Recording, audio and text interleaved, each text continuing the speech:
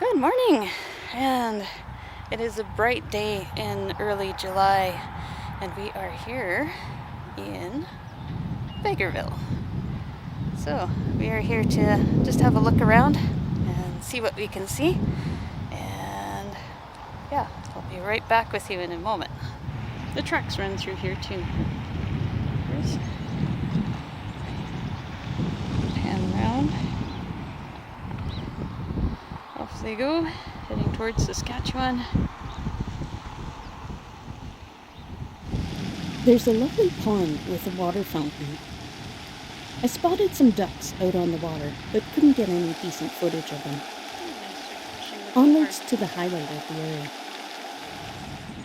A giant pysanka looms over the area, since the area was settled by Ukrainians. This is the world's largest pysanka, designed by Paul Cymbaluk along with Professor Resch, a computer scientist.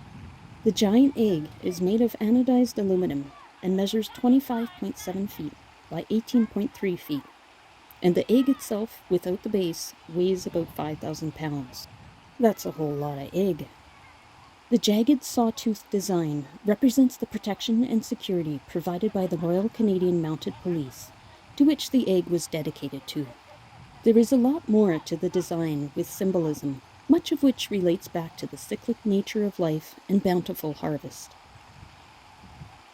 In the same park is Caboose 79458, which was converted from a boxcar in 1971 in Winnipeg and then spent 22 years riding the rails until its retirement in 1993. Go inside even.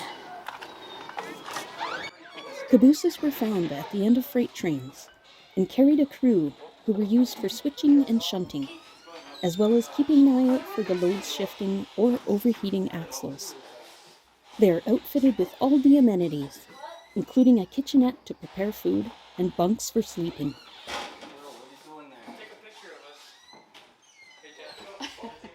The upper area also has an area for sitting, where the crews would watch for problems with the train before they arose. The kid in me had to climb up, even if I was wearing a skirt. It was fun imagining the view of the rest of the train. That would be a neat view. Go down the road. It's even a drink holder. Even though everyone else had left the caboose, it kept swaying, giving a feeling of how it might have been to ride in.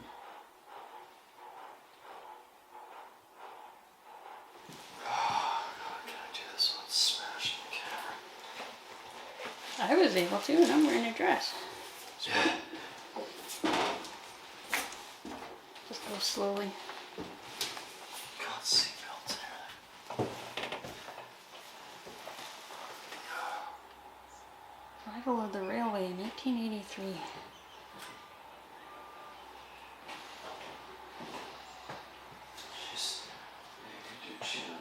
Yeah.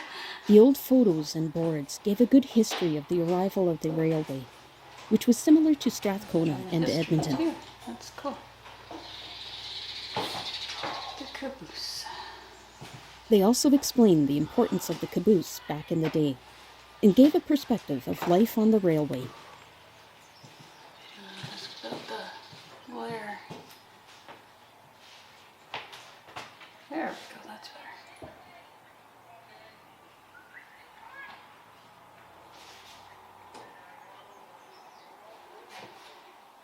And a first aid. That one. First Yeah. Heater. Apparently it's air conditioned too. Hello. We exited out of the front of the caboose.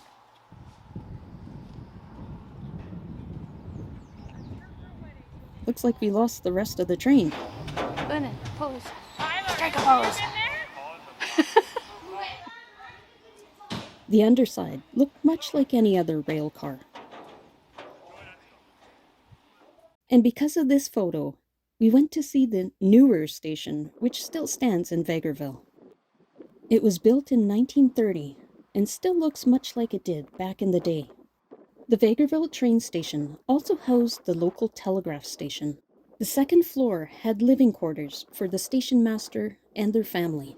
The railway had a 126-passenger car nicknamed the Skunk, which ran from Edmonton to Saskatoon.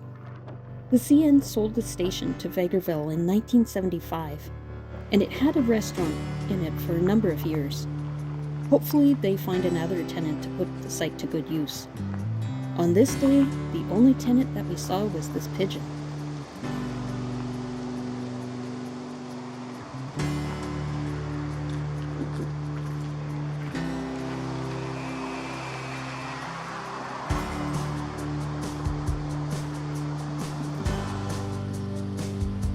I hope you enjoyed seeing a little bit of our visit to Vegreville.